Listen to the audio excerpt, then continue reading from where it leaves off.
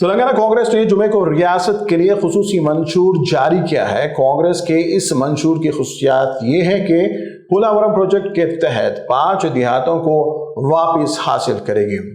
Information technology اور سرمایہ کاری کا علاقہ ITI کو بھی بحال کرنے کا وعدہ کیا گیا ہے۔ اس میں منشور میں AP ری آرگنائزیشن ایکٹ میں کیے گئے تمام 23 نامکمل وعدوں کو پورا کرنے کا عہد بھی کیا گیا ہے۔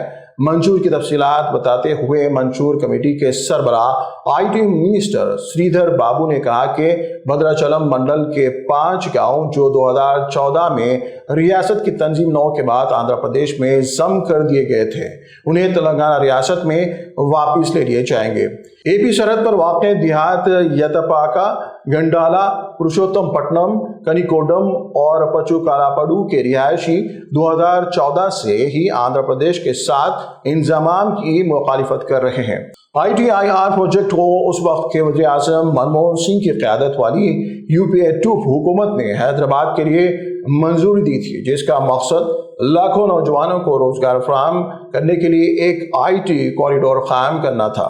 پارٹی نے حیدرآباد کے علاوہ وجےواڑا ہائی وے کے متوازی چلنے والے ریپڈ ریل ٹرانزٹ سسٹم کو شروع کرنے کا بھی وعدہ کیا ہے، جسے AP ری آرگنائزیشن ایکٹ 2014 میں یقین دہانی کرائی گئی تھی۔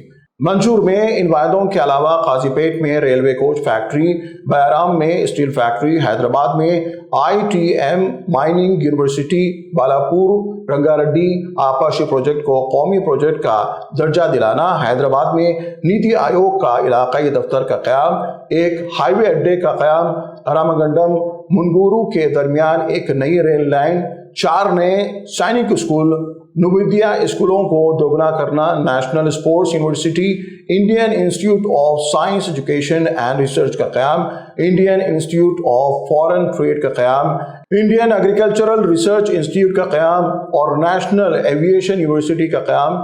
پارٹی نے ہندوستانی آئین کی 73ویں اور 74ویں ترمیم کے مطابق مرکزی فنڈز براہ راست گرام پنچایتوں کو منتقل کرنے کا بھی وعدہ کیا ہے۔